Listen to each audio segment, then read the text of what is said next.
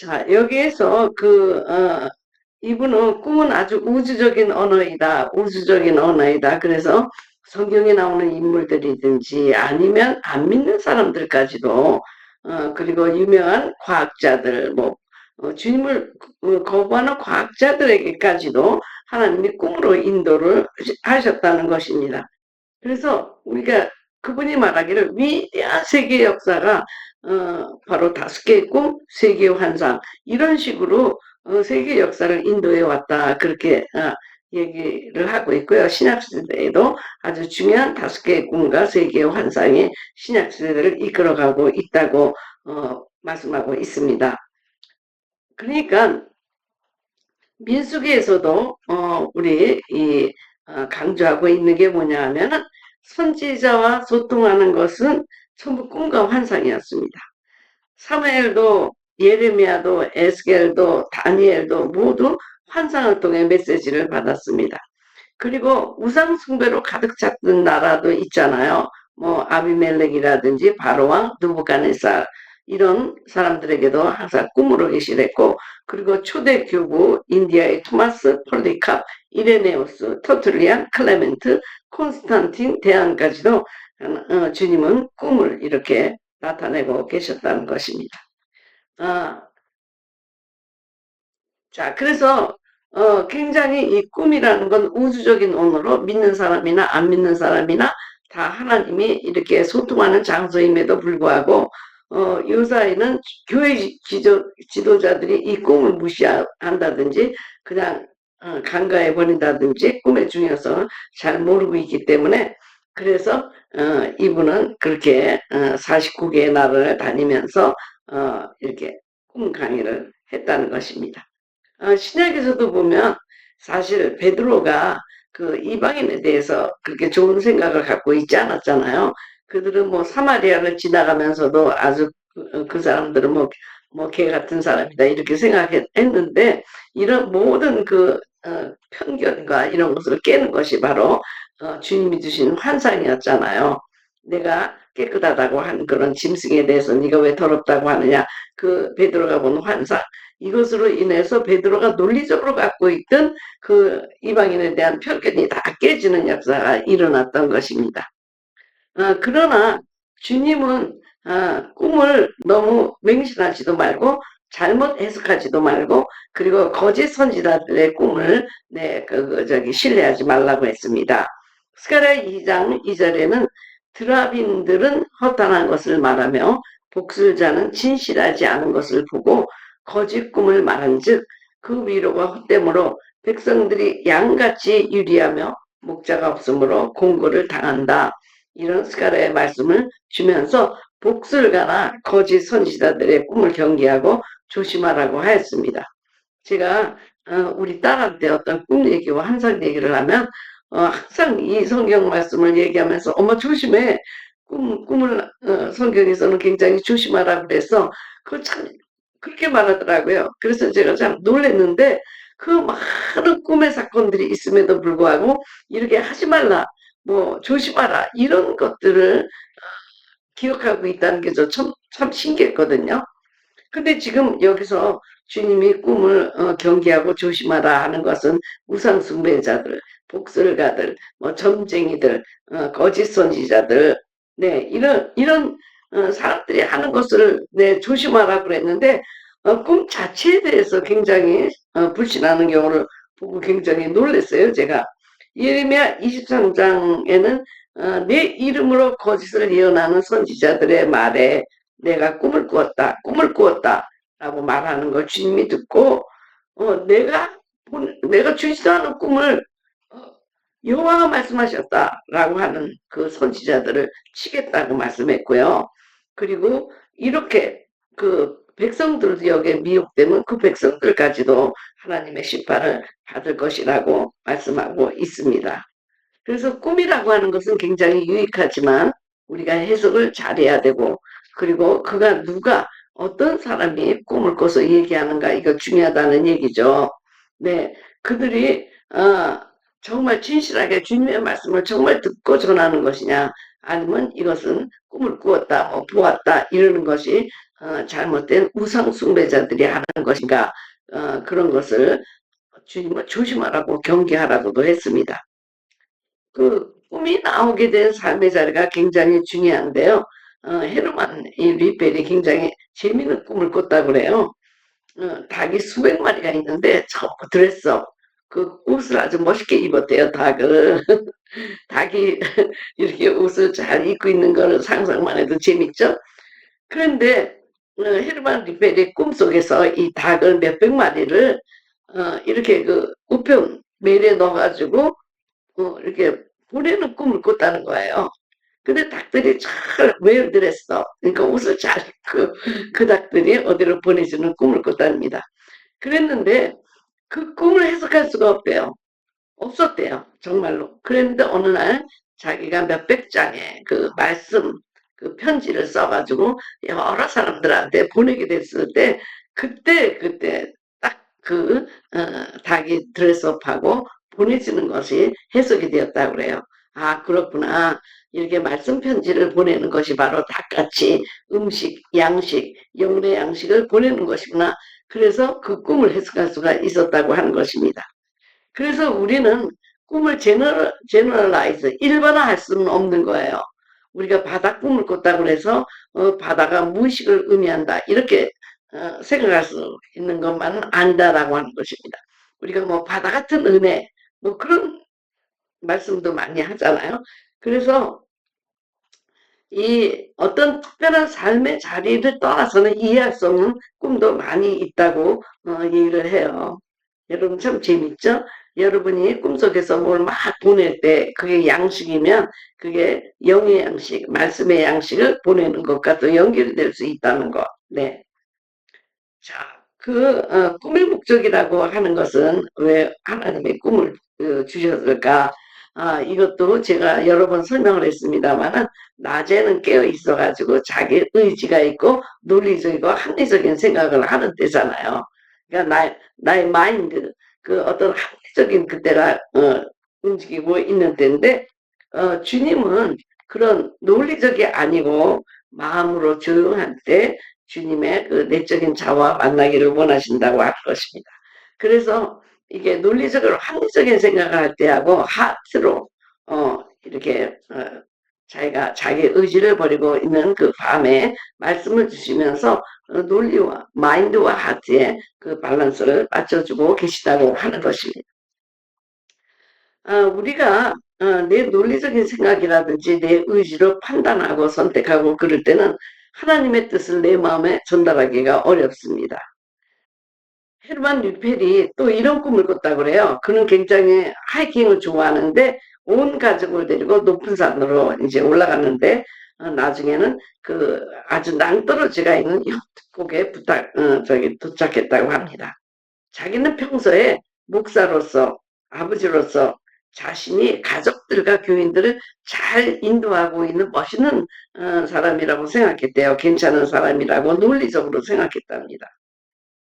그랬는데 그 꿈은 그의 합리적이고 논리적인 생각을 깨어버릴 경우, 그리고 깨어버리는 경우가 되었는데, 그렇게 논리적이고 합리적인 생각만을 갖고 교인들과 가족들을 이끌어 나가다가는 어떤 위험에 부딪히는가를 보여주는 꿈이라는 것을 이해했다는 것입니다. 그러니까 결국 내 의지대로 가족과 교인들을 이끌어갈 경우에는 그렇게 낭떠러지에 도착할 수도 있다. 그래서 자기는 그 뇌의 합리적인 생각을 따르지 아니하고, 그리고 하나님께서 나에게 깊은 마음속에 주시는 주님의 소리를 들을 수 있도록 다시 그 자기의 삶을 바꿨다고 하는 것입니다. 그러니까 미리 너의 논리와 너의 의지로 교인들을 이끌어갈 때 어떤 일이 일어나는가를 보여주는 그런 꿈이었다고 합니다. 그래서 우리는 내 생각이 옳고 내 이성이 맞고 나 뭐 그리고 뭐 합리적이다 그렇게 생각하는 경우, 그런 경우가 있을지 모르지만, 그런데 주님은 그 논리와 그 합리적인 것만 따라가다는 이렇게 위험에도 빠질 수 있다라고 하는 것을 꿈으로도 보여줬다라고 하는 것입니다. 골든 목사님의 꿈에 제가 굉장히 감동을 많이 받았습니다. 그러니까는 이 헤르만 류펠이 골돈 목사님의 그 꿈을 인용을 했는데요.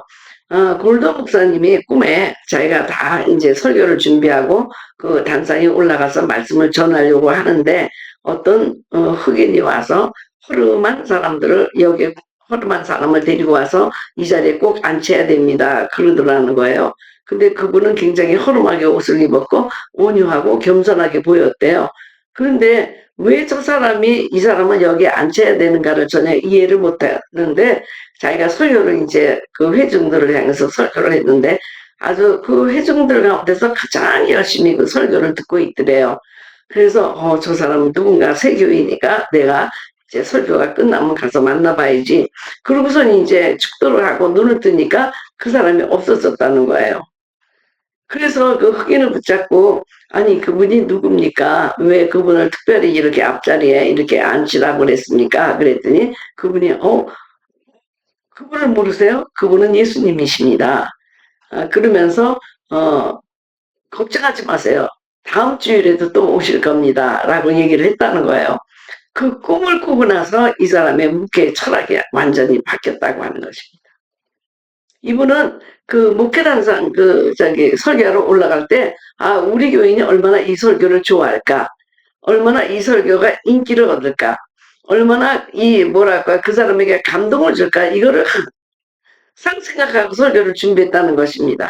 그러니까 교인의 취향에 맞게 설교를 준비했는데 이 흑인이 어떤 사람을 데리고 와서 앉혀놓고 그분이 설교를 듣게 하는 그분이 예수님이라는 것을 알았을 때 자기가 예수님이 없는 설교를 했다는 걸 깨달았다는 거예요. 그러니까 교인들의 그 귀를 즐겁게 하고 교인들에게 인기를 얻을 수 있고 교인들이 감동을 받을 수 있는 설교를 계속 해왔는데 그다음부터 자기가 생각을 했대요. 정말 그리스도의 십자가의 보혈에 비하여 내가 설교를 했는가? 그리스도를 내가 전하고 있었는가? 그래서 항상 설교할 때, 목회를 할 때, 예수님은 어떻게 생각하실까? 예수님은 여기 앉아서 어떻게 듣고 계실까? 그거를 생각하게 됐다는 거예요. 그래서 저도 많은 이런 목회 방향을 바꾸게 된 것이 바로 골돈 목사님의 그 꿈인데요. 우리가 할 때 항상 그러잖아요. 유튜브 할 때도 그러잖아요.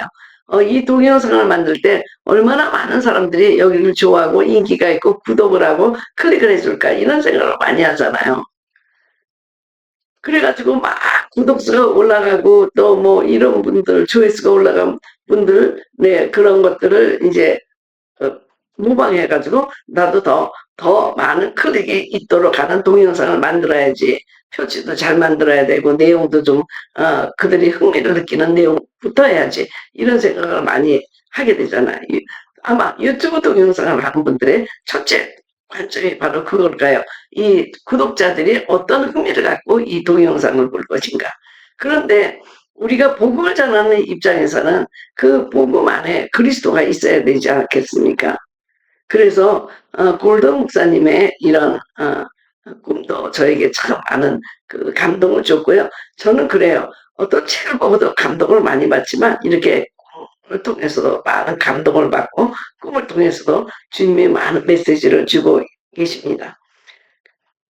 그래서 우리는 꿈속에서요. 무슨 뭐 동물도 보고 비행기도 보고 차도 보고 바다도 보고 자연도 보고 사람도 보고 뭐 여러 가지를 보잖아요.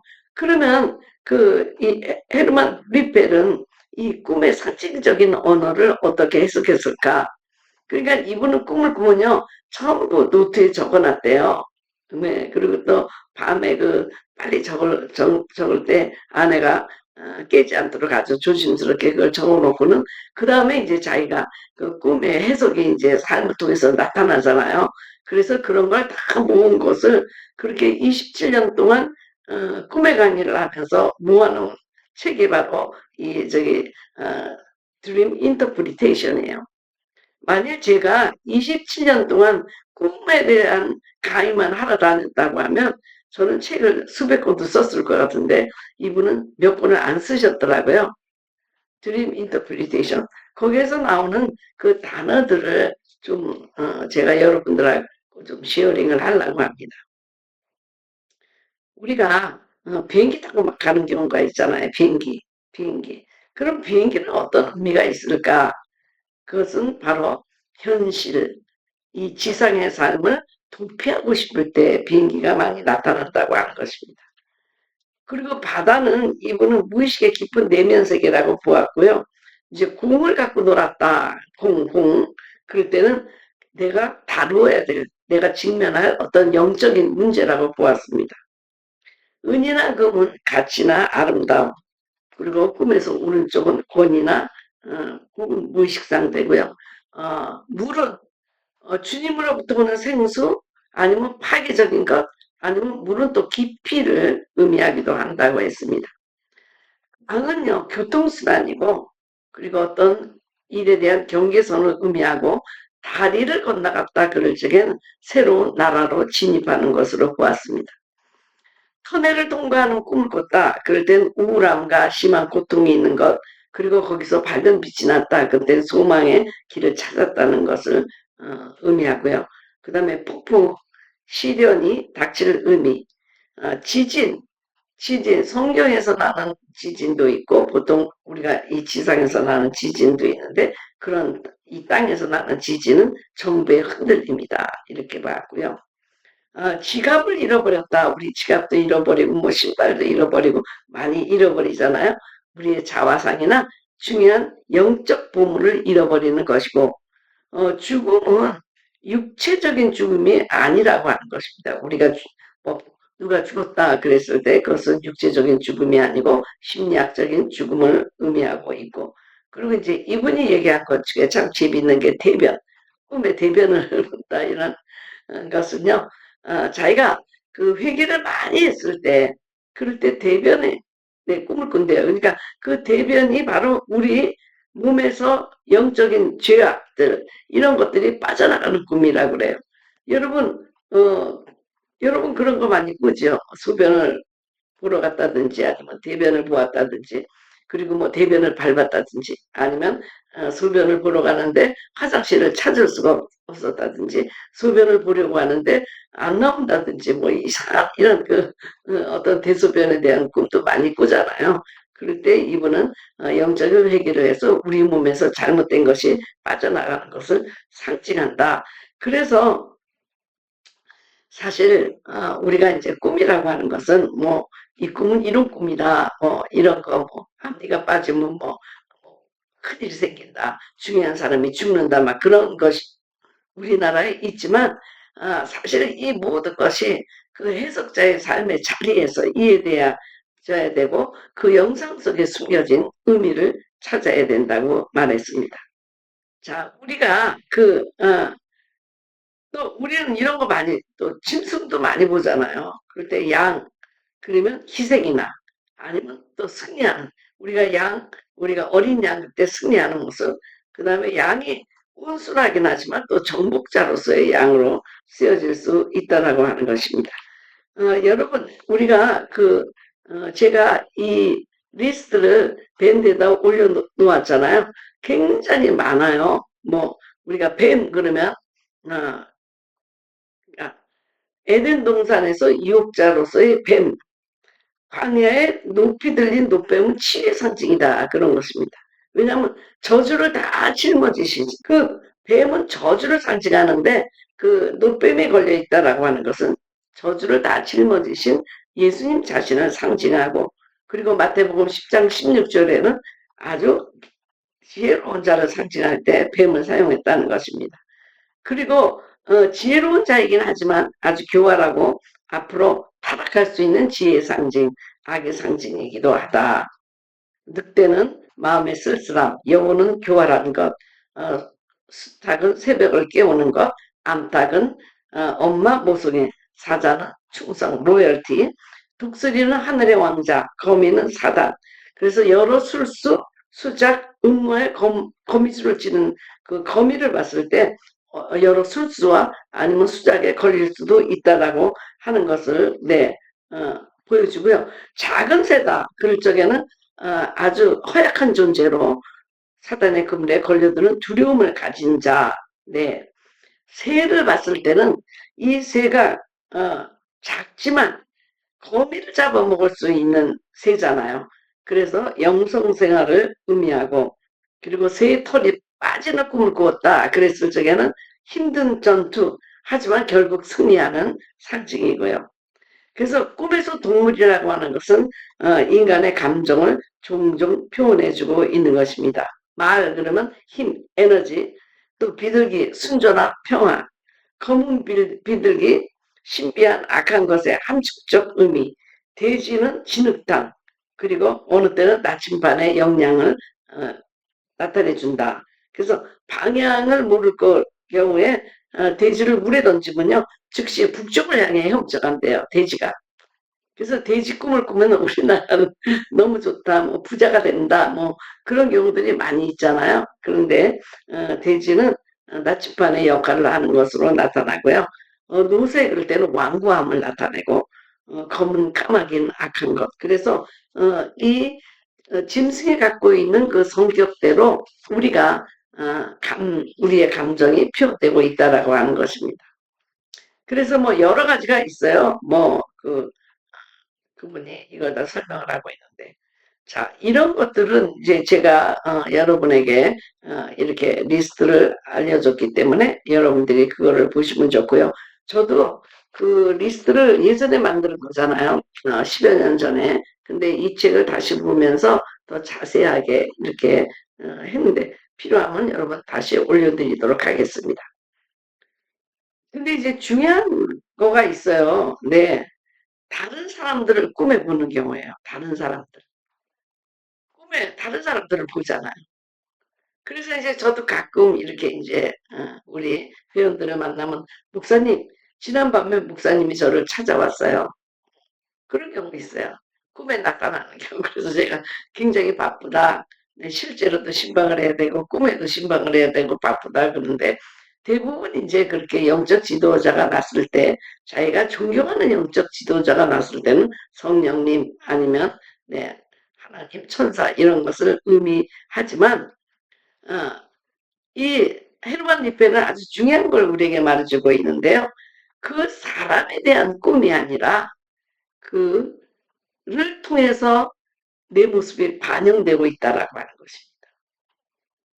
그러니까 내 안에 있는 나타나지 않는 모습들이 있잖아요. 우리가 보면 이렇게 페르소나를 쓰고 있잖아요. 그래서 저 사람은 저런 사람이다라고 생각하지만 실제로 내 안에는 숨겨진 그런 것들이 있잖아요. 네. 그 어떤 사람이 굉장히 음란한 사람을 자기가 만났다. 그랬을 때는 저 김 집사 굉장히 음란해. 이게 아니고 김 집사를 통한 그 음란함이 내 안에 있다는 걸 보여준다라고 하는 거예요. 나를 투영시키고 있다. 다른 사람을 통해서. 나는 이건 굉장히 아주 샤프한 지적이라고 생각이 됩니다. 나는 우리는 꿈을 꾸면 그 사람에게 무슨 문제가 있구나. 빨리 가서 알려줘야지. 그렇게 생각하는데 그게 내 내면에 있던 모습을 그 사람을 통해서 나타난다고 하는 것입니다. 그리고 또 사람이 나타날 때는 그 사람을 위해서 급히 기도해 주라는 그런 꿈이기도 한다고 하는 것입니다. 그래서 우리는 이런 꿈이 사람들로 나타나서 내 모습을 투영할 때 그것을 주관적인 꿈이다. 그렇게 얘기를 하고 어, 그분한테 가서 당신 어저께 도둑질했지, 음란했지, 뭐 사기쳤지 이런 얘기를 하라는 게 아니라 내 마음속에 내 마음속에 그런 것이 있다는 걸 그런 성격의 사람들을 통해서 보여준다라고 하는 것입니다. 예. 자, 그래서 우리가 다른 사람이 꿈에 나타날 때, 저 사람 뭐가 있구나. 그게 아니고 그 사람의 모습이 내 안에 있구나. 그렇게 보아야 한다고 네, 헤르만 베를 말하고 있습니다. 자, 그 다음에 우리가 태어나고 죽는 꿈을 많이 꾸잖아요. 네, 또 어린애를 업고 있다든지, 그럴 때 임신을 했다든지 아기가 태어난다 그럴 때는 격려나 약속, 그리고 아기가 태어났다 그럴 때는 어떤 아이디어가 풍성하게 열매를 맺어나가고 아이디어가 생겼다. 그러니까 우리가 아기를 임신했다 그랬을 때 프로덕트잖아요. 프로덕트. 그죠? 아기를 낳는 것. 그러니까 우리의 아이디어나 우리의 사업이나 이런 모든 것들이 아주 good result, outcome이 좋다고 하는 그런 뜻이라고 합니다. 죽음은 저 사람 죽을 거야가 아니고 옛것이 죽고 새 사람으로 다시 태어나는 중생을 의미하고요. 또 다른 의미로 죽음, 내가 어저께 죽었어. 그럴 때 굉장한 평강, 안식, 휴식을 의미한다라고 했습니다. 그리고 죽음이라는 건 당연히 앞으로 일어날 위험한 일들에 대한 경고이기도 하기 때문에 어, 이제 우리가 그를 위해서 기도하라는 것이지 실제로 죽는 것은 아니다. 그렇게 얘기를 하고 있습니다. 그래서 꿈 중에 또 이제 이분이 그 얘기하는 것 중에 참 제가 몇 가지를 이제 굉장히 중요하게 생각한 게 있는데 뭐냐면 남녀가 보이는 꿈, 여자가 남자 꿈을 꿨다든지 아니면 어, 남자가 여자 꿈을 꿨다 그럴 때 이것은 어떻게 표현되어야 될까? 그랬을 때 이분이 얘기하기를 이것은 바로 그 남녀가 있잖아요. 남자는 굉장히 남성적이고 논리적이고 합리적이고 개척적이고 뭐 여러 가지 남성의 특징이 있잖아요. 여성의 특징도 있잖아요. 네, 뭐 자상하고 창조적이고 예술적이고 모성애적이고 뭐 감성적이고 여기가 이성이다 그러면 여기가 감성 그죠? 뭐 논리적이고 합리적이고 여기에는 감정적이고 이런 그런 자기의 여성의 특징이 있잖아요. 그래서 여성이 남성의 꿈을 꿨다 그럴 때는 남성적인 그 성격이 우리에게 필요하다는 뜻이고 남성이 여성의 꿈을 꿨다 그럴 때는 여성이 갖고 있는 창조성, 예술성 그것이 네가 필요한 때다 그렇게 알려주는 꿈이라고 하는 것입니다. 왜 그러냐? 남성과 여성이 하나가 돼야지 홀리스 하나가 아주 그 하나가 된다. 온전한 하나가 된다는 거예요. 우리 주님은 남성과 여성을 만들었지만 남성과 여성이 따로 있을 때는 전혀 온전하지 않아요. 이것이 합쳐져서 밸런스를 이루고 연합이 될 때, 에아드가 될 때 완전한 홀리스 정말 하나를 이루잖아요. 그래서 꿈에서는 자기가 부족한 부분이 나타난다는 거예요. 그 부분이. 그러니까 예를 들면 여자가 남자 꿈을 꿨다 그럴 때 네가 이성적이고 논리적이고 이런 부분이 필요해 그런 뜻이고 남성이 여성적인 꿈을 꿨을 때는 그 여성성이 이 남자에게 필요하다. 창조성이라든지 예술성이라든지 자상함, 모성애 그런 것이 네가 필요하다. 감성이 네가 필요하다. 그런 뜻이라고 하는 것입니다.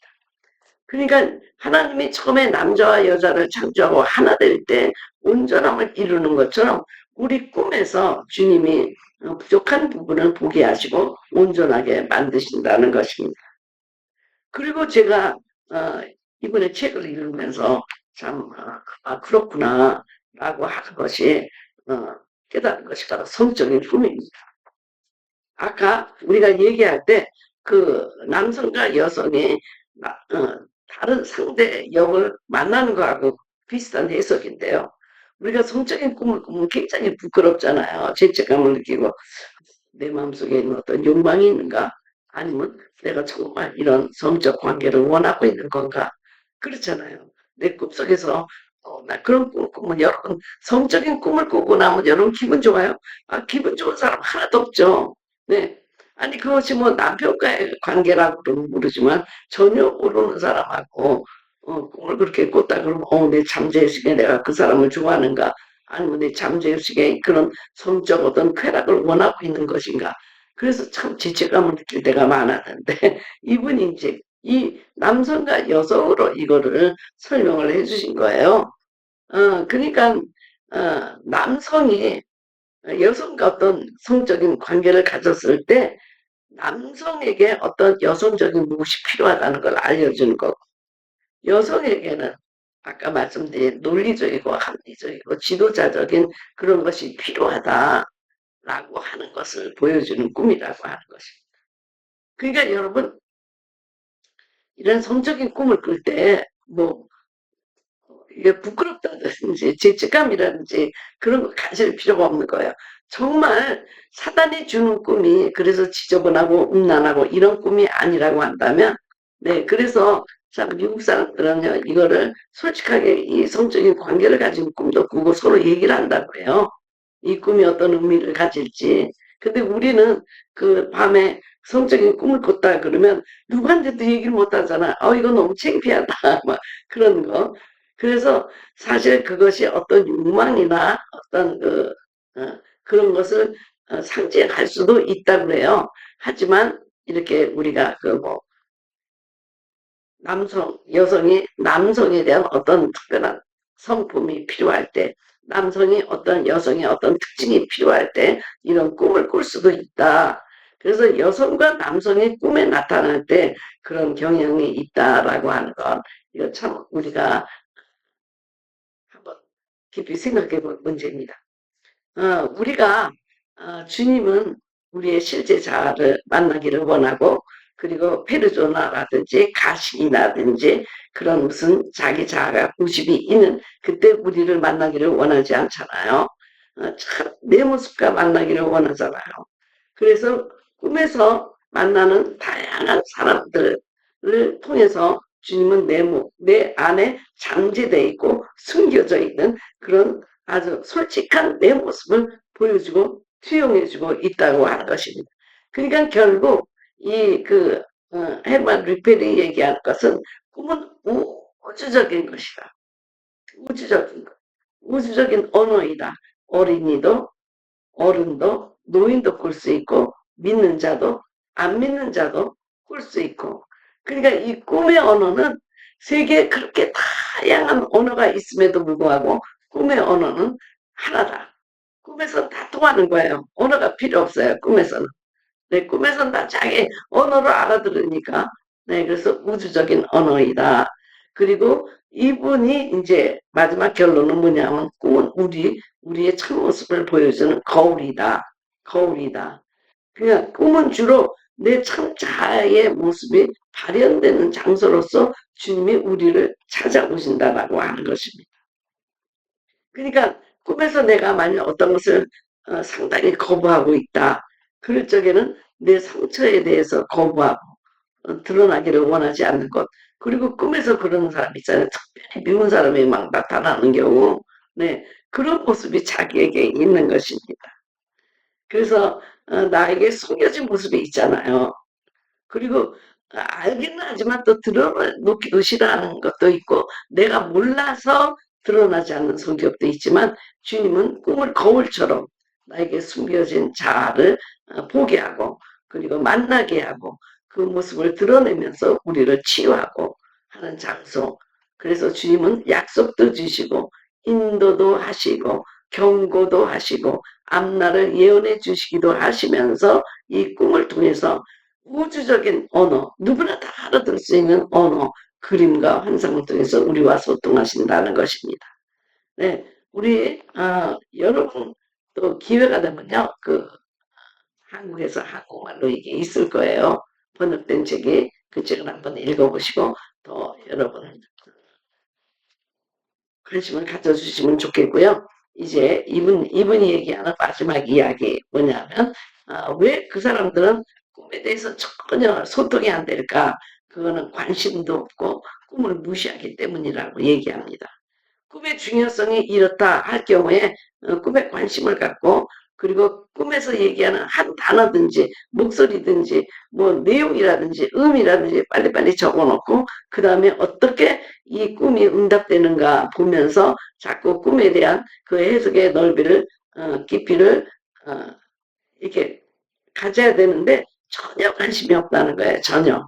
꿈에 대해서. 그러나 꿈은 우리에게 우주적인 누구나 다 들을 수 있는 믿는 자나 안 믿는 자나 어린아이나 어른이나 배운 자나 안 배운 자나 다 알아들을 수 있는 우주적인 언어로 우리의 천내명과 만나러 소통하러 오시는 주님의 장소가 바로 꿈이다. 여러분도 네 여러분도 그 꿈을 통해서 정말 그 영성의 생활이 풍성해지기를 바랍니다. 네, 저는요, 꿈에, 이렇게 집회를 하기 전에 화장을 안 하는 꿈을 많이 꿔요. 화장을 안 했다든지 아니면 뭐 옷을 입지 않았다든지 그런 꿈을 많이 꾸는데 그게 바로 영적인 상태가 아직 준비 안 됐다라는 뜻으로 저는 해석을 하거든요. 영적인. 네. 그래서 이제 이 책을 보면 뭐 집이나 오피스 뭐 여러 가지 해석들이 나오고 또 꿈의 사례들이 많이 나와요. 참 꿈들이 상당히 네, 신기하더라고요. 이 꿈들이. 근데 어떤 분은 이래요. 나는 개꿈만 꾸느라고 스토리가 없는 꿈을 항상 꾸.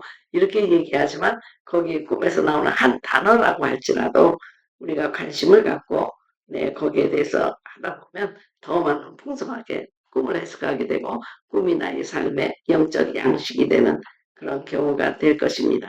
그래서 우리가 그동안 그리스도의 분사가 되는 길에서 어떻게 주님의 음성을 듣는가 거기에서 꿈으로 하나님의 말씀하시는 것에 대해서 몇 주 동안 여러분과 나누었습니다. 여러분 꿈이 여러분의 영성생활에 풍성하게 적용되기를 바랍니다.